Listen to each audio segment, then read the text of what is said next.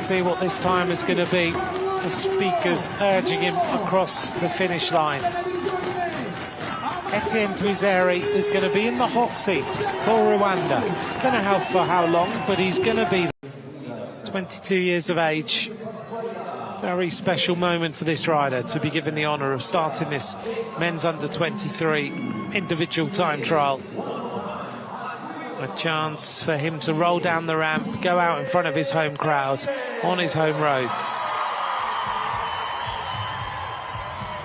He waves to the crowd, who are all on their feet in the front.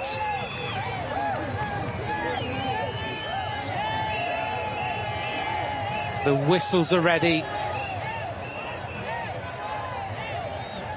And there's the setup on the car that will follow him. So much logistics behind this time trial that you don't really ever see. Every single one of the riders needs a following car, needs to have the name on the front. 61 riders, we've done 50 odds this morning, so a lot to happen for these World Championships. The countdown to the start of the under-23 world title. In a few hours we will know who is going to pull on the rainbow bands.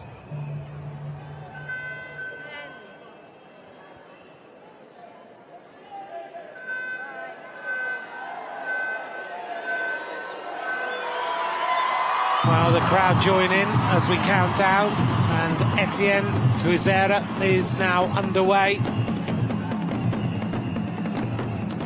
The mascot accompanying the start.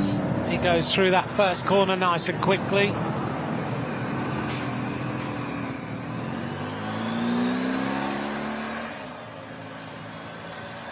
So Twizere underway, starts sprinting.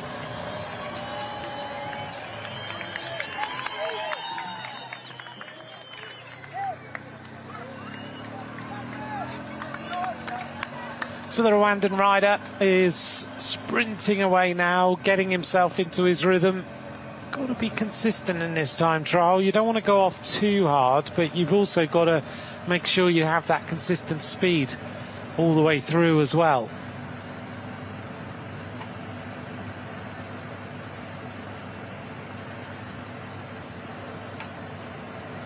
So into the first couple of minutes of this individual time trial. Looks good, looks consistent.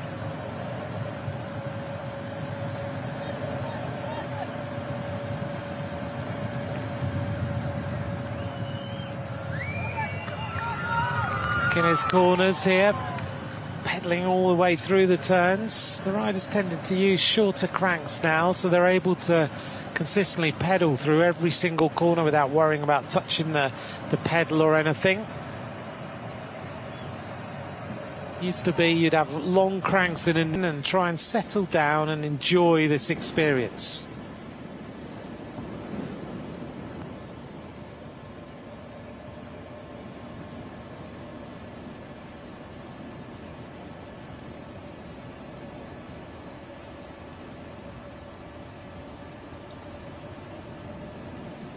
This is the magnificent Lake Kivu.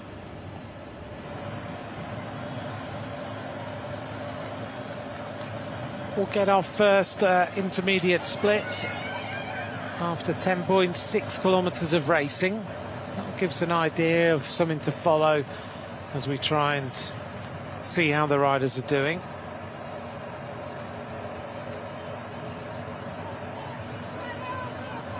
This rider looks again like we've seen in the women's racing, really consistent power. Look. Of course, there's a famous moment in World Championship history with a Kenyan rider who came off the start ramp,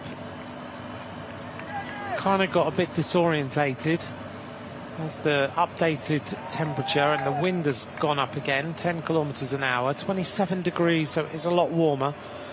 So this rider came off the start ramp, got a bit disorientated, ended up hitting one of the judges who was standing on one of the corners and knocked him over, crashed himself, and then finally got on his bike and carried on riding. That rider, of course, was Chris Froome, who went on to win the Tour de France. So you never know whatever happens here in these World Championships for the emerging nations, there might be a Tour de France winner amongst some of these riders. You just never know.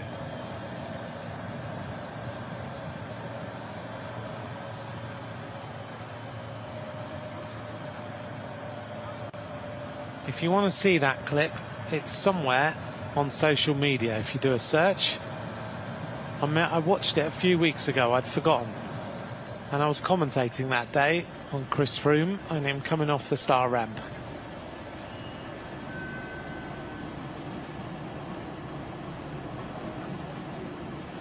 Looking out across Kigali towards the conference centre afternoon.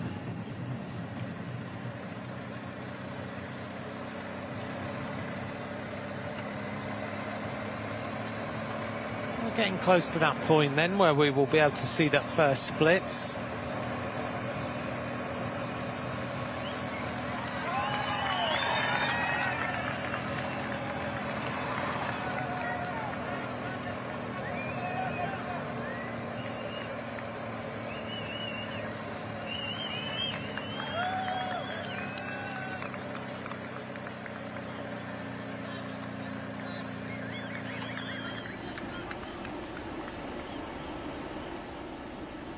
That's a beautiful shot, isn't it, of the background, but of course in the foreground is the Genocide Museum and Memorial, which we're planning to go and see during this week, because it's one of the places that here in Rwanda you really should meet, just to see what it's all about and to try and remember the atrocities of a number of years ago.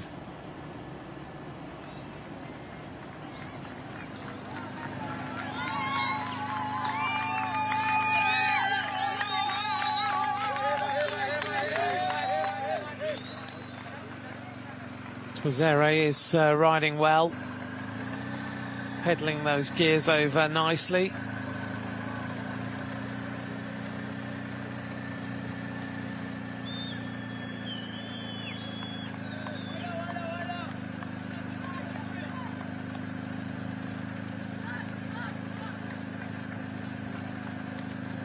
Still riding well, isn't he? Those shoulders aren't moving. He's really bolted into that saddle nicely. There's the vital statistics of this climb, 8.6% at the bottom. So the bottom really does hurt the legs. Average gradient 5.8. You've got some respite.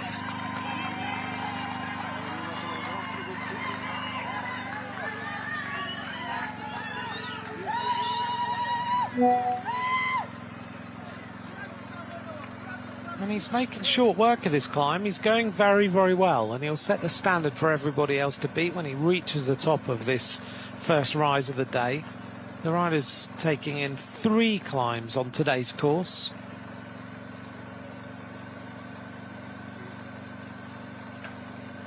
Works his way through the gears. Time trialling is such a difficult discipline that you really have to be so focused on. You have to have time on your time trial bike. You've got to feel like it's part of you. You've got to have that position perfect. The hands on those extensions, those skis, those aero bars, that you just need to get everything right so that the shoulders are in the right position, the head dips down. And he's got a good position. It's not perfect by any means, but it's certainly working for him. It's all about getting the most slippery surface, basically, for the national road race, actually, and finished 3rd there in the men's junior in his career. And in the men's elite, he finished 11th. So this rider is young, 20 years of age. Coming up then to the first of our intermediate splits in about 700 metres, actually. He's going to see that intermediate time split just up and round that corner. The Akagera National Park.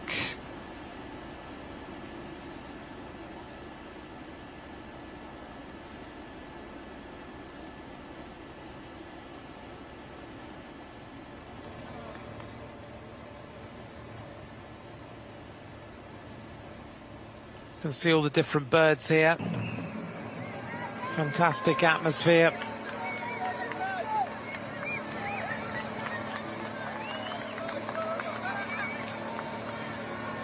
Coming up to the intermediate split, the first rider goes through with an average speed 38.765.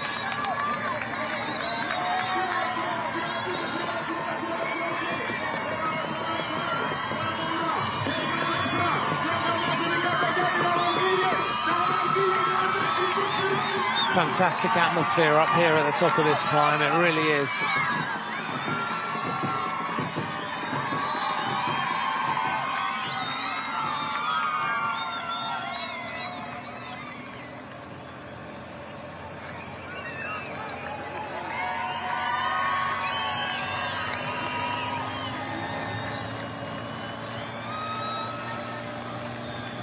So the Rwandan rider, Twizere, is going well, and he's now going to get himself into the next phase of this time trial.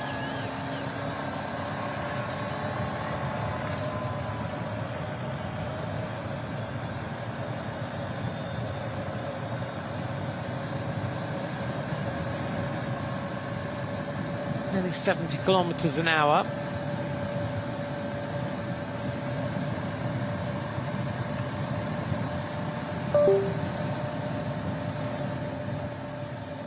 The momentum, not losing, shaving off any speed.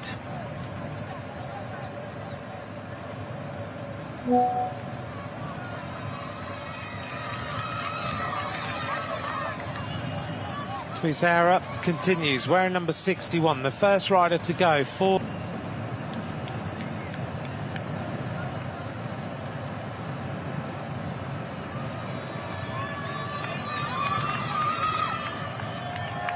And once we get towards the end of this field, there are some extremely fast bike riders.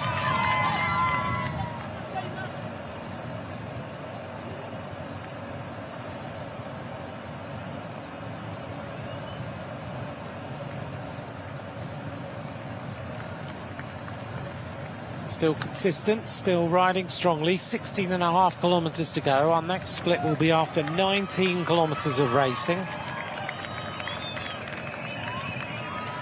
That'll be with 12.2 kilometres to go, so 4.1 kilometres remain until he gets to that intermediate split. Coming up to the main turn now, he's going to turn round and start to work his way back towards the race finish.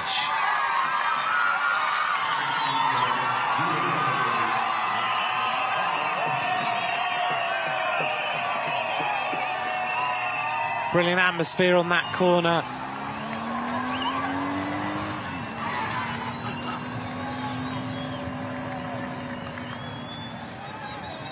Very easy for the Rwandan riders to get a little bit carried away, not concentrate on their performance. Just by the amount of support there is, but you've really got to dial yourself in. As we heard earlier from riders, you've just got to go through the process, be contained in terms of what you are looking to do in every single race. Go through your rituals, go through the start, work out the best way to get the best performance out of yourself.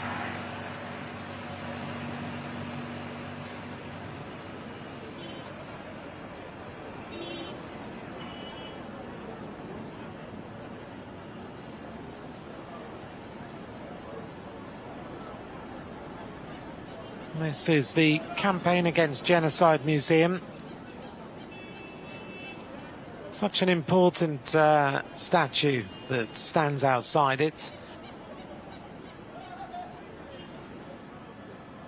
Highlights how Rwanda's people, despite their profound loss, came together to forge the path towards peace, justice and a national healing. A very important educational platform, ensuring that the lessons of the past inspire the future generations.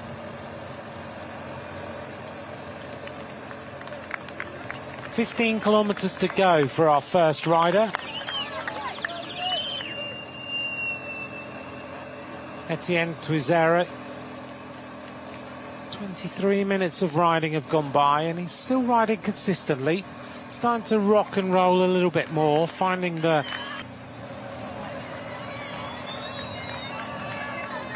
onto the descent now. Here in riders hitting well over 90 kilometres an hour on this descent.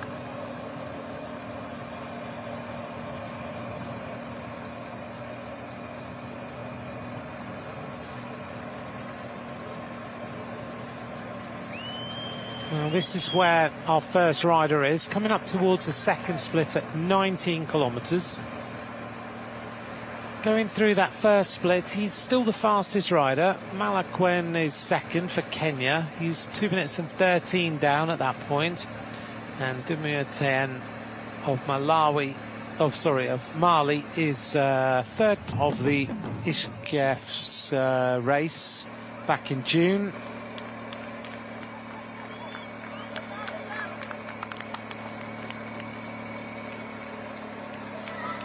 Got about 600 metres to go until he reaches the second intermediate split. Particularly ambitious with an initiative that aims to incubate, nurture and develop athletes from the East African regions with a pedigree in distance running to transcend a different sport, the discipline of cycling. They've got 3 key pillars of focus: demonstrate performance, create racing opportunities at home and invest in the future. They've got some great partners as we look here at Etienne coming up towards the line to go through the second split.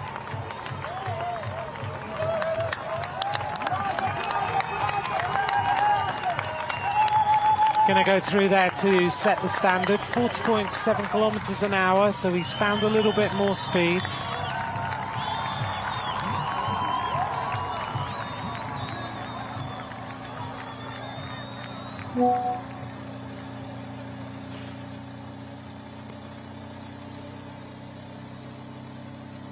We've also mentioned the Black Mamba Development Squad earlier on today and during this race.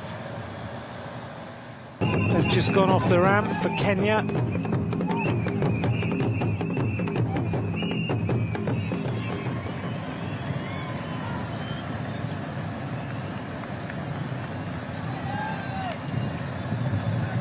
These initiatives that we're hearing about in African cycling, so important to just try and drive some sort of improvement much quicker by removing those barriers.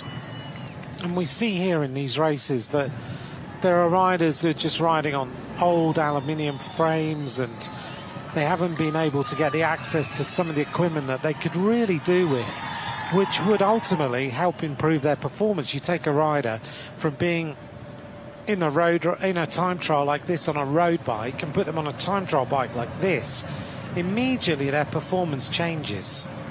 Immediately they're able to go quicker. Immediately they're able to slice through the air. So all these projects, the links of course with the World Cycling Centre for the UCI and others, just trying to find these athletes who can compete at the highest level. Because there's no doubt when we look at African nations, we think about long distance running. African nations are top of the world. There is no reason why there couldn't be an endurance athlete in cycling here in these African areas, whether it be Rwanda or Ethiopia or Uganda or wherever it might be, that can compete at the very, very highest level in terms of winning a Tour de France, winning that. We've already got in the men's elite ranks Biniam Girmay winning the green jersey of the Tour de France. That is an ultimate game changer. And as he said at that time, the door is now open. He wanted to make the door open for as many riders as possible.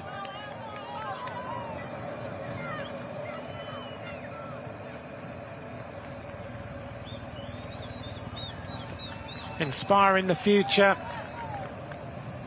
here with these championships in Rwanda.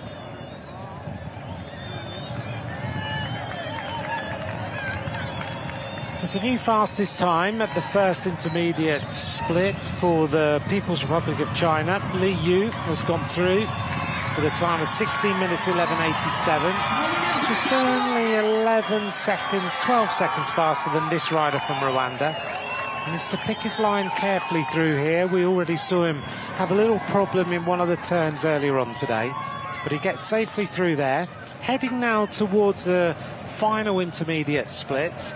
He's fastest at the second one, of course, because he's the first rider through there. See how wide the forks are getting on these bikes now.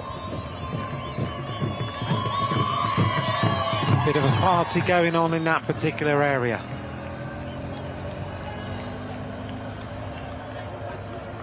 So he's making his way down now towards the next intermediate split. He's 200 metres from there. He's going to go through there, set the time, and then make his way onto the cobbles for this final rise up towards the top of the climb.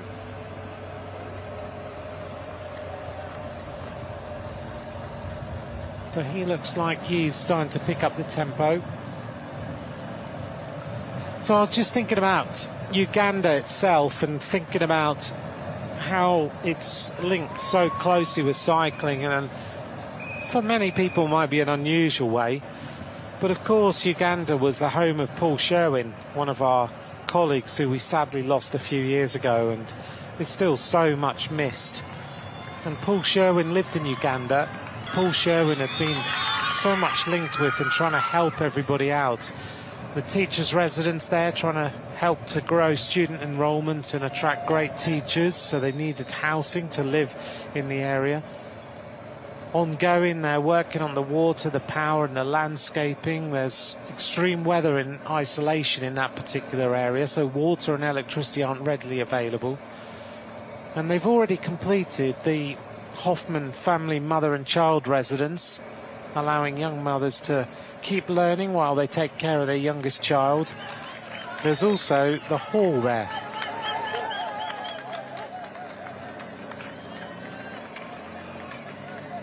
And that hall is named after Paul Sherwin's co-commentator Phil Liggett, helping to achieve Paul's dreams that he had for that particular area. So there's the Phil Liggett Hall, a multi-purpose hall to help the community with meals, assemblies, celebrations. And there's the Paul Sherwin Workshop, to offer life-changing opportunities to empower young women in that particular area. And the Tour de France, I had breakfast with Phil Liggett. It's always a pleasure. And Phil gave me a Paul Sherwin Project cap that I wore during the Tour de France. And if you want to take a look at the Paul Sherwin Project. He's sadly missed, but his legacy and what he did in Uganda lives on. And I don't think, until we went to his memorial service, that all of us except Phil realised just how much Paul Sherwin had contributed to his local area.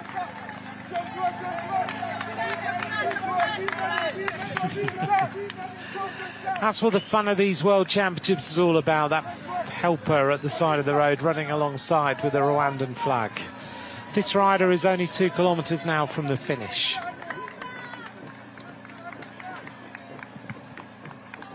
And while I was thinking about Uganda and Paul Sherwin, and we hear there about Paul Sherwin out to you and just going through some of that detail of what he's trying to do with the legacy of Paul Sherwin, Phil Liggett is very involved. The family of Paul Sherwin is involved. But of course, we talked about the rhinos a few moments ago, and Phil Liggett is so linked with helping rhinos and trying to make sure that rhinos don't disappear from Africa. The two of them lived in Africa, Phil Liggett in South Africa and Paul Sherwin in Uganda, and Phil is still pushing it all the time. Help the rhinos is what he always talks about. And I'm sure Phil isn't here, but he was in Rwanda a couple of weeks ago. He rode with the president, and he messaged me before this commentary, and I know he's looking forward to watching at home. But also,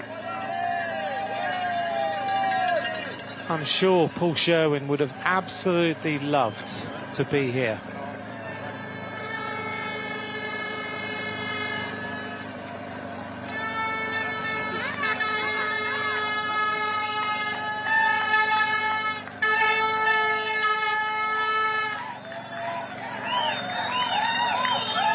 He's almost reached the top of the cobbles. The Rwandan rider is going to set the standard for everyone else to chase this afternoon. Just to update you on the intermediate time splits, Marolt is the fastest rider for Slovenia. 15 minutes 56.59 at the first split. This rider is still fastest at 19 kilometres and 26.6. Comes up to the 1 kilometre to go point.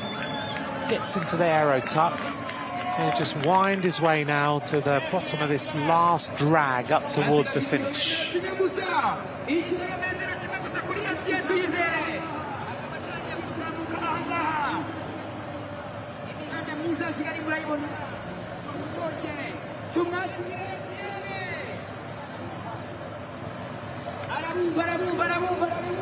He's being urged along the road then.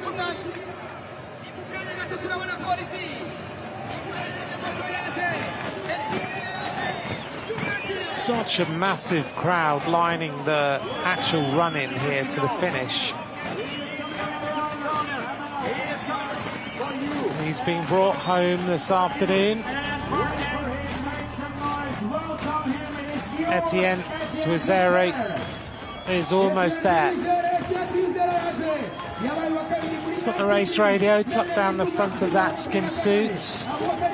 Still looks good, still got some power in the legs. Manages to stay in the aero skis all the way to the top of the climb. There. Twizere reaches the top of the climb. Fantastic performance. His average speed we'll take a look at. He's going to have dropped a little bit on the run-in. 42.9 kilometres an hour. Today's course of over 31 kilometres.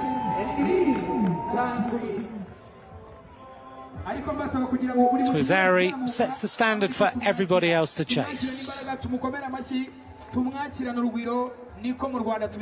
kilometres an hour. Fantastic. That's only possible at such a unique event as the 2025 UCI Road. Well, the Rwandan rider, Twizere, looks like he might be about to be beaten. A little smile on his face. Well, he's been in a hot seat. He's enjoyed his time there, but it looks like Li Yu of the People's Republic of China is going to beat the time of the current hot seat. And the arrival of the next leader. Li Yu is approaching the finish line now, rolling that bike all over the place, just trying to get the last little bit of speed out of it. He knows that when he reaches here, his respite can get into that aero tuck. Push for the finish. Li Yu is going to go into the hot seat as the fastest rider, 43.6 kilometres an hour. 56, best time for Yu Li, China. Yu Li umukino rero akaba ugize ibihe byiza kurusha abandi kuko afite iminota 42 ndetse n'amasegonda 56 bivuze yuko rero Twizere Etienne atakiri ku ntebe ishyushye cyangwa se hot seat. Nice shots of Li Yu.